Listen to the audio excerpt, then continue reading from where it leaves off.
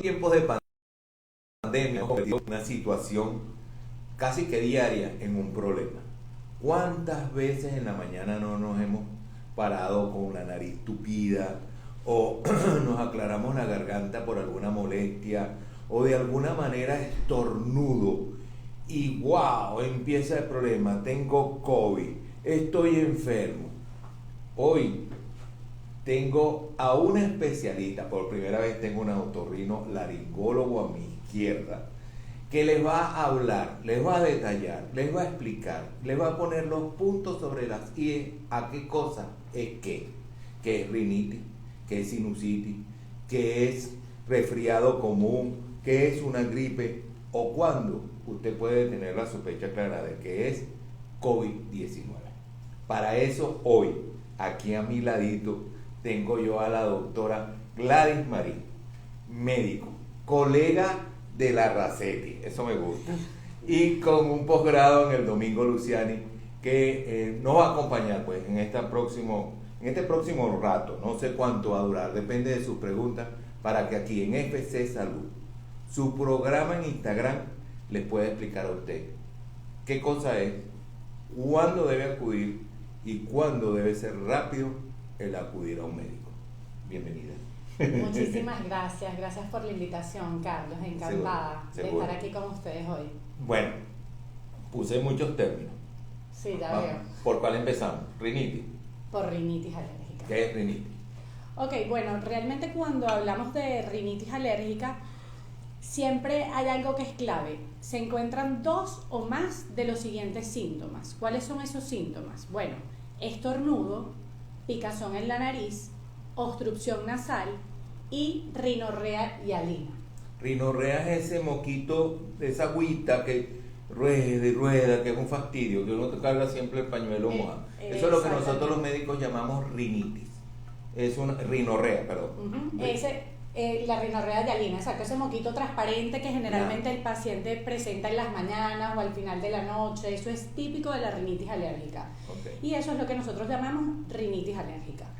Ahora, cuando hablamos de gripe o resfriado común, que podemos llamarlo de la misma manera, gripe o resfriado común, realmente la gripe, yo siempre he dicho, o el resfriado común, es lo que nosotros llamamos una rinosinusitis aguda viral. ¿Ok? Viral, que es producida por cualquier virus, o sea, ya sea una influenza, un adenovirus, por cualquier virus, un rinovirus, cualquier virus puede causar un resfriado común. Quiero que quede claro y que se acuerden de que ella dijo bien claro, virus. Pues eso porque cuando vayamos a tratamiento quiero hacer énfasis en algo. Y el otro término de cual estábamos tocando, habías hablado de rinosinusitis. Y de hecho, bueno, como te dije, la gripe o resfriado común la podemos catalogar como una rinosinusitis aguda viral. ¿Qué pasa? De rinosinusitis, yo siempre digo que hay muchísimos tipos de rinosinusitis. Podemos hablar de rinosinusitis aguda, rinosinusitis postviral, que es esa mal llamada gripe, la rinosinusitis crónica con o sin pólipos, pero ¿cómo podemos diferenciar, por ejemplo, nosotros una rinosinusitis de una rinitis alérgica o de una gripe? Realmente la rinosinusitis es una obstrucción nasal que está acompañada ¿de qué? De goteo nasal posterior y anterior. Okay. Y donde además generalmente el paciente tiene algia facial o cefalea. Okay. Y en oportunidades puede presentar alteraciones del olfato como hipospia o anosmia. Ok, ha puesto un montón de términos que vamos a irlos describiendo. Sinusitis, eso es... La rinosinusitis es un término que nosotros empleamos para hablar, realmente ese itis lo que nos quiere decir es inflamación. ¿Y de qué es la inflamación? La inflamación es de toda la mucosa que recubre la nariz por dentro y de los senos paranasales. Los senos son unos huecos que tienen los huesos aquí. En esta área y en el área frontal, alrededor de las órbitas pues, de los ojos, en donde puede quedarse moco estancado y se pudre, se echa a perder, para que la gente lo entienda rápido, y puede ser un área de cultivo de otros gérmenes, no solamente de un virus, sino que puede haber una bacteria, y eso, por eso a veces cuando la persona tiene sinusitis le huele feo, le huele mal. Sí, total. Y da fiebre. Y da fiebre, exactamente, y también puede haber fiebre. Entonces esa rinosinusitis es que da por gripe es simplemente la de la agüita flojita, salada, molesta, que rueda hacia adelante, pero también rueda hacia atrás, sobre todo cuando uno duerme. Por eso uno en las mañanas amanece tan molesto y tan incómodo, porque esa agua salada irrita la garganta. ¿Cierto? Es así. Ya estoy aprendiendo. Otra cosa, eso que tú acabas de decir es súper importante porque dijiste, la rinitis alérgica, eso es una diferencia pero franca. El moco de la rinitis alérgica es un moco que es transparente, es una agüita. En cambio, cuando tú vas a un paciente con una rinosinusitis, es un moco que puede ser amarillo, puede ser verde. Sí. Y lo que tú también dijiste, que la rinosinusitis puede ser bacteriana, puede ser causada por algún hongo también, o sea, eso también son otras cosas que otros gérmenes que se pueden ver involucrados en la rinosinusitis. Entonces ya tenemos dos entidades como bien diferenciadas, una rinorrea, una rinitis alérgica, agüita que chorrea hacia abajo, blanquita, clarita, molesta, con picazón en la nariz, uno se da, estornuda, mientras que en la otra ya moco pesado, cambio de color, dolor de cabeza y mucho goteo posterior. Mucho goteo nasal posterior. Ahorita que, bueno, ya que estamos aquí entrando el tema, una de las cosas que, por ejemplo, pasa con el coronavirus es que el paciente nunca te va a decir que tiene moco. El paciente no tiene moco. No hay moco. No hay moco. El paciente te puede llamar y tú puedes sentirle hasta esa voz nasal, pero nunca ese moco típico de la rinitis alérgica y de la rinosinusitis. De hecho, el paciente nunca habla como tal de obstrucción nasal. Realmente el síntoma que caracteriza a estos pacientes es la fiebre, la tos y la disnea. Son como los tres síntomas así patognomónicos cuando hablamos de coronavirus. ¿La tos cómo es? ¿Productiva o seca? No, es una tos seca. Ok, tos seca. Dificultad para respirar, que se cansa usted facilito, estando casi que sentado. Y la tercera cosa es que hay dolor, fiebre. La fiebre es típica del coronavirus. Si usted tiene esos tres síntomas, preocúpese. Hemos hablado varias veces que el coronavirus puede ser asistido y ayudado en su progreso cuando se asiste rápido al médico. Y como uno tiene esa confusión de nuestro tema de hoy, de que yo no sé si es rinitis, si es rinosinusitis, si es alérgica, si es virus, si es hongo, y no sé qué tengo, a lo mejor me tardo en ir al médico. Pero si usted tiene fiebre, dificultad para respirar, que es la disnea, así la llamamos nosotros los médicos, disnea, exactamente, y que tiene tos seca, vaya al médico. Totalmente de acuerdo, es así. Ok, ya. Y aseverado por la doctora. Sí. ¿Qué otra patología puede confundirse o que nos puede hacer sospechar de que tengamos COVID? O síntomas. Porque estábamos hablando en el almuerzo de algunos síntomas o algunos signos, sobre todo síntomas que nos dicen, wow, puede ser que yo tenga COVID. Lo otro que para mí es importante, que ya es algo de lo que se ha venido hablando durante todos estos meses, es que estos pacientes pueden presentar signos precoces que nos pueden hacer pensar en un coronavirus. ¿Que cuáles son? Alteraciones a nivel del olfato, como por ejemplo la hiposmia, la anosmia o alguna distorsión del olfato. Traducimos. Hiposmia es una disminución del olfato. Anosmia, que no hay percepción, pérdida total del olfato. Y la parosmia, o por ejemplo, la parosmia es que hay alguna alteración o distorsión a nivel del olfato, pero de hecho se ha visto que hasta en ciertos pacientes hay algo que lo que llamamos médicamente fantosmia, que es que son ciertos olores así que ni siquiera existen en el ambiente externo que el paciente percibe. Eso es algo que es típico del coronavirus, y lo otro que lo hace típico del coronavirus es que esa alteración del olfato aparece de manera súbita. Que por ejemplo en una rinosinusitis o en una gripe quizás es algo que va dándose paulatinamente, y realmente por ejemplo cuando hablas de rinosinusitis o de una gripe es una hiposmia o anosmia, pero no nunca una distorsión del olfato, que es lo que se ha venido presentando en el coronavirus. Sí. Eso te puede aparecer sin ningún otro síntoma. Sí, total. De hecho, son signos para hacer detección precoz de COVID-19. Y desde desde inicios del año pasado, ya como en abril, mayo, se empezó a decir que cualquier paciente que llegara a presentar una pérdida del olfato o una pérdida del gusto, uno podía hablar de que eso era un coronavirus hasta que se demostrara lo contrario. Y esto servía, por ejemplo, para que esos pacientes entraran en un aislamiento para evitar la propagación del virus. Y de hecho se recomendaba que estos pacientes que ya tenían estas alteraciones del olfato por lo menos tuvieran 14 días de aislamiento. También, bueno, ya que estamos aquí hablando del olfato... Es que estamos aquí para eso, estamos para eso. Por ejemplo, se habla de que hay personas, un 40% de los pacientes cuando desarrollan estas alteraciones del olfato lo pueden recuperar a los 14 días. Pero el otro 50% puede llegar a recuperar el olfato en semanas, meses, y bueno, apenas estamos viviendo el primer año de pandemia y habría que ver cómo se termina de desenvolver. Pero puede tardar en recuperar este sentido de manera completa. Entonces, realmente lo que hay que explicarle al paciente que esto es algo que se ha visto, que el paciente debe tener paciencia, que hay que ir viendo cómo va evolucionando poco a poco y que esto tiene solución. La solución ahorita que hemos planteado es la terapia de rehabilitación para el olfato, que realmente lo que se busca es que el paciente se le coloquen olores que él ya conoce de manera frecuente, como por ejemplo el café, el eucaliptus, el azúcar, para que vayan haciendo una rehabilitación. Okay. Y se recomienda que por lo menos la hagan durante 3 meses. Otra cosa que también ha servido como detección precoz es el sentido del gusto, que está íntimamente ligada al olfato. Y que las personas tienen que tomar en cuenta que son 2 sentidos que están íntimamente ligados, que realmente esa pérdida del gusto sea secundaria a la pérdida del olfato.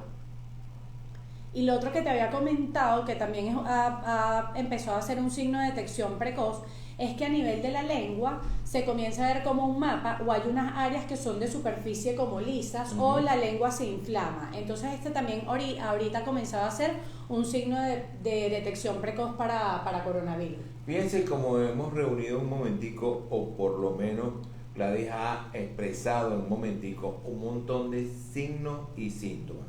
Lengua, falta, pérdida, distorsión de olfato, de gusto, y a la disnea, el dolor, la disnea, la fiebre y la tos seca, eso ya es prácticamente diagnóstico. ¿Pasa algo con el oído?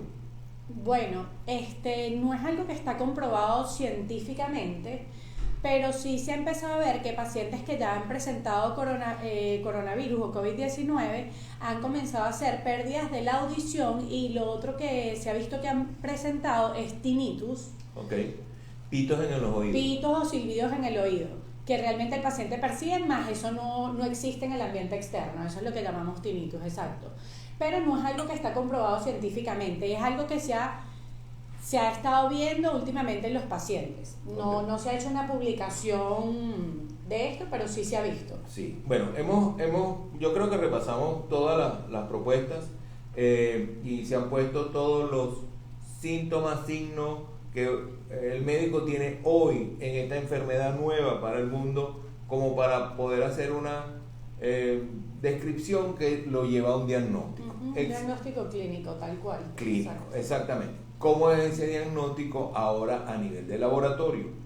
¿Puedo hacer algún laboratorio? ¿Puedo hacer algún tipo de placa? ¿Puedo hacer algo? ¿Qué puedo yo hacer para decir es coronavirus? Bueno, de lo que habíamos estado conversando, bueno, la PCR yo creo que es la prueba fidedigna para hacer un diagnóstico de coronavirus, que la PCR lo que significa es reacción en cadena de polimerasa. Okay. Esas son unas sustancias que está secretando el organismo, porque realmente, realmente lo que uno espera en el organismo es que se dé una respuesta antígeno-anticuerpo. En este caso el antígeno sería el virus, que sería el coronavirus, y la respuesta la daría los anticuerpos del organismo que se forman al entrar en mi sistema inmunitario al entrar en contacto con ese virus o antígeno. Okay. Y entonces ese estudio te dice a ti que ese señor llamado coronavirus está en mi cuerpo. Está en tu cuerpo, exactamente. Ok, ¿esa es la prueba del hisopado? Sí. Ok, entonces su prueba del hisopado es la que va a ser diagnóstico. Existen otras pruebas que no son de este tipo de saber si yo tengo el antígeno, sino te va a decir que yo tengo el anticuerpo. El anticuerpo, exacto. Esas no son tan fidedignas como la que te dice estoy contaminado, ¿ok? ¿Existe otra prueba que tú puedas hacer? Bueno, los anticuerpos, como tú lo habías Ok. dicho ahorita, realmente los anticuerpos yo siempre, bueno, uno los llama inmunoglobulinas, médicamente hablando, está lo que es la inmunoglobulina M y la inmunoglobulina G, pero en términos coloquiales uno dice que es el anticuerpo, y realmente el anticuerpo, ¿qué es lo que es? Es el que sale a la batalla, es el que sale a batallar contra ese antígeno. Es la defensa. Es la defensa, es nuestro, ajá. Entonces, obviamente, y la inmunoglobulina M, estos anticuerpos son los que aparecen a los 7 días de la infección. Okay. Y de hecho se mantienen positivos hasta los 21 días. Y la inmunoglobulina G es la que se mantiene en el tiempo. Y es la que aparece a los 14 días y luego se mantiene en el tiempo. Ok. Entonces, fíjese, es una enfermedad, y quiero que se lo lleven así bien claro. Esta enfermedad es una enfermedad que depende de su sistema inmunitario. Si él está bien preparado y está fuerte, usted va a tener una defensa ideal.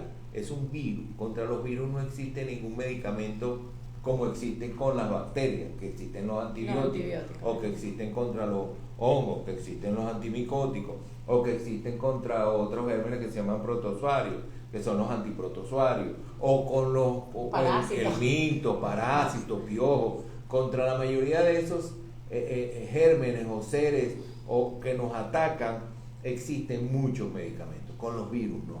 Con los virus ha sido un problema porque es que el virus no es sino una molécula que simplemente se mete en tu cuerpo y utilizan las células de tu cuerpo para ello reproducirse y hacer otro, y lo que hacen es que crean un desperfecto en el mecanismo de algunas células de algún tejido, de algún órgano.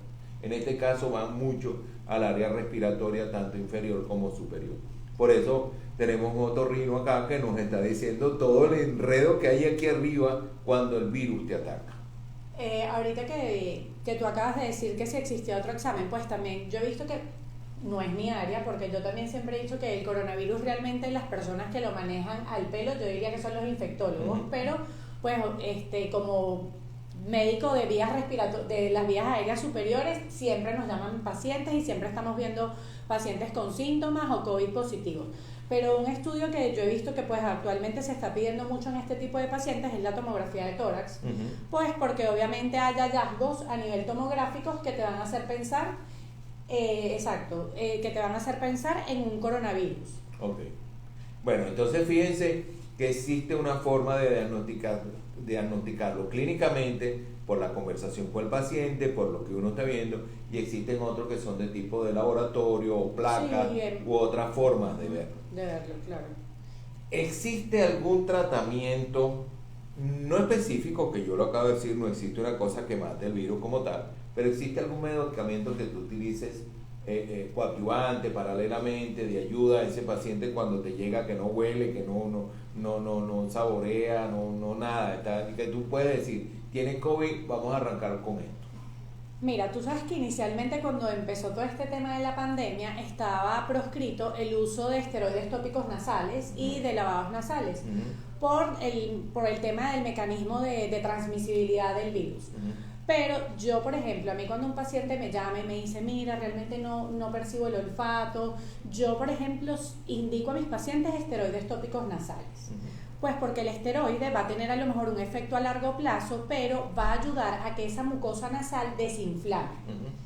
Y pues hasta ahora a mí me ha ido bien. Obviamente, como es un virus, yo siempre digo que los virus, el tratamiento es sintomático, que realmente el tratamiento lo que va a ayudar es aliviar esos síntomas. Y claro que se han utilizado múltiples medicamentos en todo esto del tema pandemia, como se han utilizado antibióticos, antivirales y todo esto, pero yo siempre también digo que en ese caso me gusta que el paciente también consulte, por ejemplo, con un infectólogo, para que el paciente se maneje en conjunto y tenga un grupo multidisciplinario encargado de cómo va evolucionando él. No sé si me entiendes esa idea. Sí. Lo importante de todo esto, y por eso le hice la pregunta, es que quien sabe de esto es el médico. bien llámese infectólogo, neumonólogo, otorrino, médico internista, no importa, pero no se automedique, no tome usted la decisión de ser médico en ese momento y decir, bueno, esta rinorrea es porque a mí me da alergia siempre.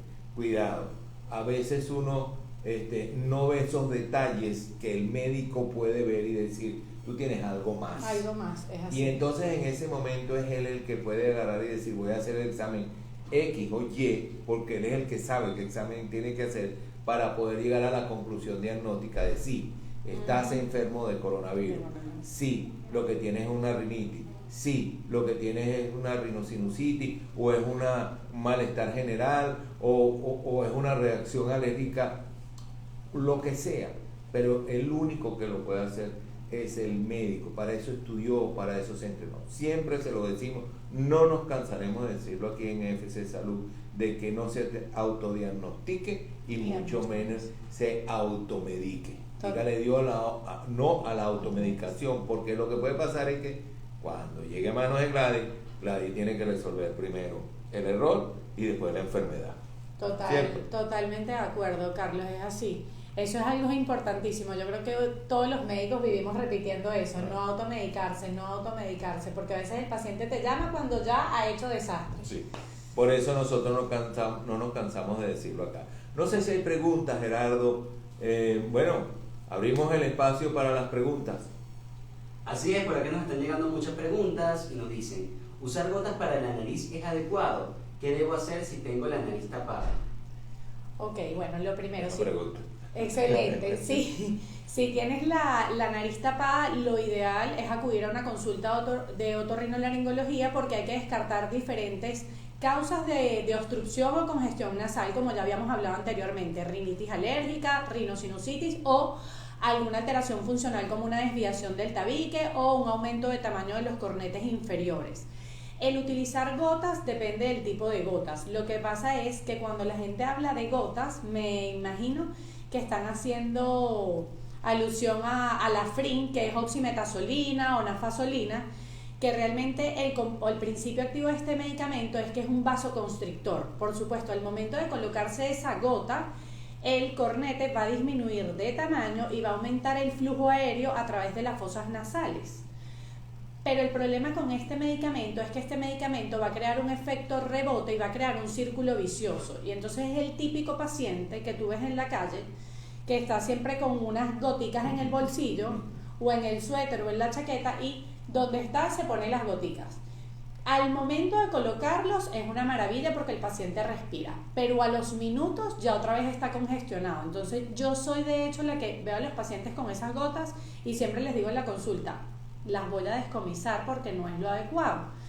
Y a largo plazo yo pienso que en este tipo de pacientes lo que había nombrado anteriormente, el uso de los esteroides tópicos nasales previa valoración médica es importantísimo porque, como te dije, va a ayudar a desinflamar esa mucosa nasal.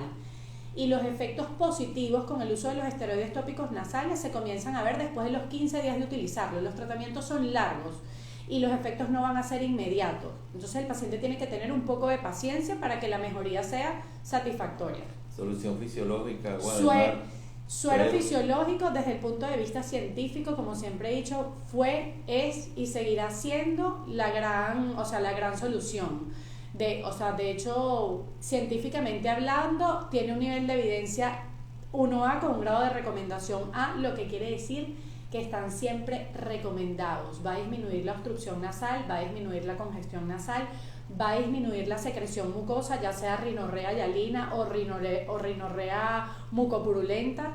El moco va a totalmente disminuir, total. Sin rebote. Sin rebote. Que es el problema.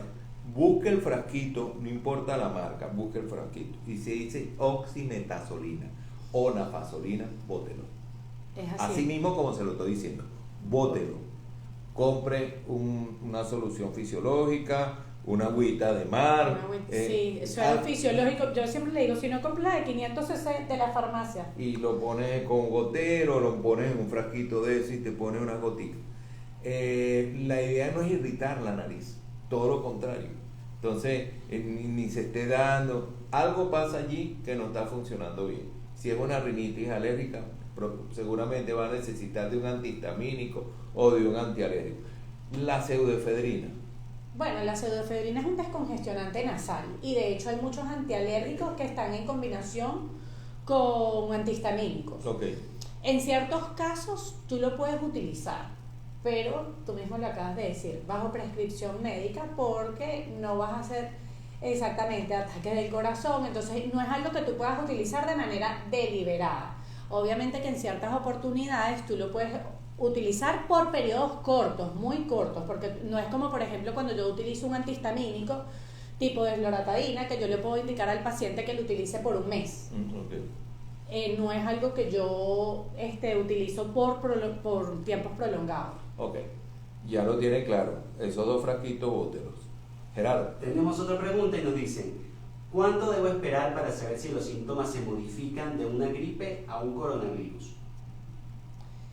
No, o sea, fíjate, la gripe es un resfriado común y la gripe, o sea, la historia natural de la enfermedad cuando hablamos de gripe es que después de los 7 días eso va a evolucionar de forma satisfactoria. Los síntomas, de hecho, desaparecen después de los 7 días. Ahora, cuando hablamos de coronavirus, lo que ya habíamos dicho, ¿cuáles son esos síntomas cardinales que nos van a hacer pensar en coronavirus? Tos, fiebre y dificultad respiratoria. Y no olvidar que hay otros signos o síntomas precoces que nos pueden hacer pensar en coronavirus. Alteraciones del olfato, alteraciones del gusto o alguna lesión a nivel de la lengua. O sea, los síntomas pues obviamente van a ir desapareciendo, pero ¿a qué tienes que tener cuidado? Si esos síntomas de dificultad respiratoria empeoran, por eso es que le han dado tanta importancia al oxímetro para ver cuál es la saturación de oxígeno, a lo mejor si el paciente se está manejando de manera ambulatoria, que lo normal es que ese paciente tenga 90 o más. Si eso baja, cuidado, allá hay algo. Entonces, siempre estar en contacto con algún médico de cabecera, porque si un paciente tiene una saturación menor de 90, ese paciente tiene que acudir a una consulta médica porque pues hay que terminarlo de estudiar, evaluarlo para ver otros estudios tipo tomografía, si ese paciente amerita o no hospitalización. Normalmente duele mucho el cuerpo cuando comienza a estar uno bien infectado de coronavirus. El O al malestar principio general. hay un malestar general. Sí, un decaimiento. Sí, la típica rompehuesos. Sí, el cansancio, tal te cual. duelen los ojos, te duele la cabeza, uno cabeza. se siente así como que lo atropella un carro. Más o menos. Cuando usted sienta eso, más todos los signos y síntomas que dio Gladys, no espere más, vaya al médico. El COVID se resuelve bastante bien si se ataca a tiempo, porque es sintomático. Es sintomático, es así. Y hay signos y síntomas de detección precoz como las que ya hemos nombrado anteriormente. Por acá tenemos otra pregunta y nos dicen, si tengo mucho tiempo tomando antialérgicos, ¿es correcto o debo suspenderlo? Ok, cuando hablamos de rinitis alérgica, siempre he dicho algo, el tratamiento de la rinitis alérgica es un tratamiento que es médico. El primer eslabón para manejar rinitis alérgica es el control ambiental. ¿Qué quiero decir yo cuando hablo de control ambiental? Si tenemos perros o gatos en la casa, evitar que los perros o gatos estén dentro de las habitaciones. Si vivimos en casa, que estén en el patio o en el jardín. Si en nuestras habitaciones hay alfombras o cortinas, que esas alfombras y cortinas estén bien limpias. Si dormimos con ventiladores o aires acondicionados, que las aspas del ventilador estén limpias, que los ductos o filtros de aire acondicionado estén limpios. Ese es el primer eslabón. Cuando vamos al segundo eslabón, pensamos en tratamiento médico. ¿Qué es lo que nosotros indicamos? Antihistamínicos orales. Yo particularmente indico los antihistamínicos de entrada durante un mes y después los suspendo, pero siempre hay ciertos periodos donde esos síntomas de rinitis alérgica pueden reaparecer. Por ejemplo, ahorita con el tema del polvo del Sahara. Entonces, son situaciones ambientales o climáticas que pueden desencadenar que estos síntomas reaparezcan y tú puedes retomar tu antialérgico. ¿Por qué? Porque tú necesitas evitar esos síntomas. ¿Y tú haces esto para qué? Para mantener una calidad de vida adecuada. Otra pregunta, Gerardo. Así es, por acá tenemos otras preguntas y nos dicen, ¿este goteo nasal o postnasal puede generar ronquera? Sí puede generar ronquera. Ese goteo nasal posterior, cuando cae a nivel de la laringe o de las cuerdas vocales, puede causar totalmente ronquera. De hecho, ese carraspeo también a veces el paciente lo hace porque tiene como una sensación de moco. El paciente te lo describe como una sensación de moco pegado atrás o como si tuviera una pelucita. Y pues eso puede ocasionar ronquera o disfonía total, porque irrita pues las cuerdas vocales. ¿Cuándo se debe tomar antibiótico? ¿Cuáles son las señas? Okay. O las señales. No, bueno, yo los antibióticos realmente... ¿Cuándo se debe tomar antibiótico? Cuando su médico Nico le va a indicar un antibiótico. El antibiótico no se toma porque a mí se me ocurrió o porque yo me autodiagnostiqué. Y lo he dicho muchas veces aquí en FC Salud. Los antibióticos, cuando se abusan o se usan fuera de la condición e indicación, uno crea resistencia. Es decir, la bacteria que yo tengo, si no la estoy atacando con el antibiótico, ella se hace más potente, se defiende. Y si en algún futuro yo necesito utilizar un antibiótico para una bacteria determinada y yo abusé de anteriormente, estoy perdiendo mi tiempo, mi dinero y me estoy enfermando más. Entonces, no es cuando yo debo comenzar a tomar antibióticos. Cuándo debo acudir al médico para que él me indique un antibiótico después de. Ahora sí, te la dejo abierta. Esto es casi que un regaño. Yo les pido a las personas que están de aquel lado, la antibiótico-terapia no es lo que a mí se me ocurrió. Estamos utilizando un producto que va contra una bacteria. Hay miles de bacterias, hay miles de antibióticos y hay miles de patologías solas y acompañadas, y cada una tiene una indicación específica. Aquí nosotros hablábamos de que aquí, y voy a poner el nombre comercial porque así lo conocen, el benzetacil, la penicilina benzetacínica. Ay, ¿quiere cualquier? Póngase esto. No, señor, eso quedó para ciertas patologías como sífilis, gonorrea, estreptococo betamolítico del tipo A, buscando prevención a una fiebre reumática, pero no es un antibiótico para yo ponérmelo como me da la gana. Aquí existía un antibiótico que se utilizó mucho en el pasado, que era la lincomicina. La tuvieron que retirar del mercado. Todo el mundo tenía gripe. Una lincomicina no sirve ahora. Las bacterias llegaron a conocerla de tal manera que le sacan la lengua cuando es un lincocina. Sí, tal cual. Entonces, antibiótico. ¿Cuándo se pone uno el antibiótico? No, estoy totalmente de acuerdo con lo que acabas de decir, porque realmente hasta en la consulta a veces el paciente te dice, ¿y usted no me va a mandar antibiótico? Y yo dije, pero es que no hay indicación para el antibiótico. Y realmente pues las indicaciones son precisas y exactas, y es como tú dices, el paciente debe acudir a la consulta porque con la evaluación y el examen físico y el interrogatorio del paciente, tú ya verás, de acuerdo a los hallazgos del examen físico, si realmente ese paciente amerita o no antibiótico-terapia. Ahora, si hablamos de rinosinusitis, por supuesto que hay antibióticos específicos, pero hay antibióticos específicos para cada tipo de rinosinusitis, no es cualquiera. Doctora, estamos viviendo actualmente algo atípico en donde las personas ahora tienen gripe y ya piensan que es coronavirus, o pueden tener amigdalitis y ya piensan que es coronavirus. ¿Cuál es su recomendación para que las personas no se alarmen y tomen las acciones correctas para ver si es coronavirus o otra patología? Bueno, lo ideal siempre es o llamar al médico o acudir al médico y una evaluación médica. Pero fíjate, realmente la molestia o dolor de garganta no es un signo típico de coronavirus. De hecho, hay muchísimos pacientes que hasta con rinitis alérgica o porque no respiran bien o porque roncan o son respiradores orales, amanecen en la mañana con molestia o dolor de garganta, pero es porque no respiran de manera adecuada. Y generalmente eso es un síntoma que va desapareciendo a lo largo del día porque el paciente está hablando, traga saliva o toma agua, y esa molestia va disminuyendo, pero realmente el dolor de garganta no es un síntoma típico de coronavirus. Y como te digo, puede ser secundario a todo esto que te estoy diciendo. Hasta la calima o hasta el polvo del Sahara puede causar esa molestia de la garganta. Y la respiración oral, ronquidos nocturnos pueden causar esa molestia de la garganta. Bueno, creo que tienen bastante claro de lo que es una rinitis alérgica, lo que es una rinosinusitis, lo que es una gripe o resfriado común, que es como debería llamarse realmente, y lo que es el coronavirus.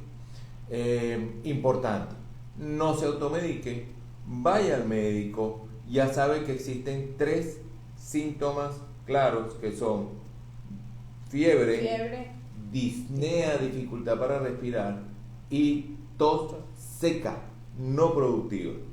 Y si se le fue el olfato y se le fue el sabor, ya es indicativo de que usted tiene que ir. Gladys, si esa gente todavía está confundida o siente que lo que le dijimos dice tengo que ir a ver un otorrino, ¿dónde consigo yo a Gladys Marín?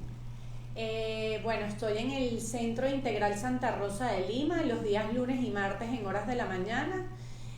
Los días miércoles y viernes en la mañana estoy en Medis Santa Fe y los días jueves estoy en Vidamet en la Avenida Solano. Con muchísimo gusto. ¿Algún Instagram? Sí, @dra.gladysmarin. Ok, ya sabe a dónde buscar a la doctora Gladys Marín. Gladys, de verdad que muchísimas gracias. Estás invitada otra vez, en algún momento vas a volver. Ay, gracias. Sí, porque siempre hay información importante para todo ese grupo de personas que nos están viendo en Instagram.